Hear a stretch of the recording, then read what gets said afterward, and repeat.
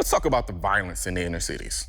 Everyone wants to ask why. Why are the killing? Why are the murders? Why are the deaths? Well, if gun control proponents would stop using the inner city as a jump off anytime they want to bolster their gun control argument and instead actually pay attention to the cause of the violence in the inner cities, it wouldn't be such a mystery. The number of gun deaths in the inner cities completely dwarf the number of deaths from mass shootings.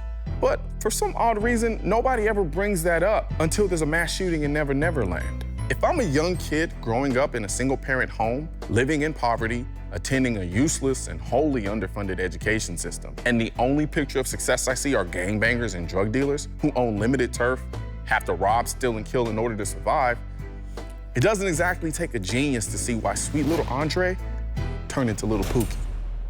But hey, I guess I can't blame you. It's easy to sit on your IKEA couch live tweeting The Bachelor and simply ignoring the violence in the inner city because it doesn't affect you. And I know this because I did the same thing, except I live tweet The Walking Dead. But while we're at it, because everyone wants to cry gun control every time there's a mass shooting, let's be real. When was the last time a little skinny black kid walked into a school and started shooting at people randomly? Don't worry, I'll wait.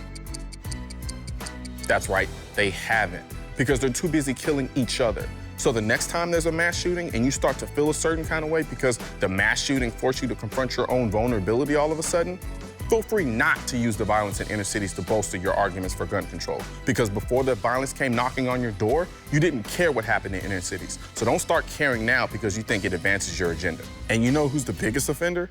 That's right. I'm talking to you, Mr. President.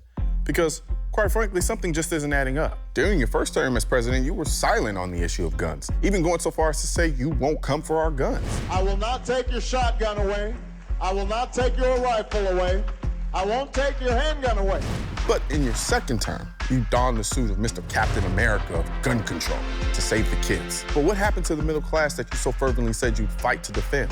I've got a mandate to help middle-class families. I will not sign a plan that harms the middle class. Every one of your policies for gun control affect only the middle-class law-abiding citizens. The privileged have no use for so-called assault weapons, and then there's the criminals.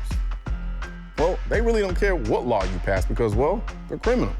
So where does that leave middle-class America? I'll tell you, being dictated to and treated like children by the ruling elite who tell us we don't need certain kinds of weapons to adequately protect ourselves from the lower class criminal element who's chomping at the bits, rooting for gun control legislation because, well, it makes their job easier. All because you want to politic, and your answer in one breath is ban on military-style assault weapons. And then in the same breath you say, you know a majority of the gun deaths are committed with handguns? I actually don't think we should ban handguns. You're not staying consistent, Mr. Obama. Stop giving me sound bites, it's old. I'm tired of hearing it. It's the same rhetoric, proposing the same stupid legislation that won't work at doing anything except disarming a segment of the population that need those arms the most.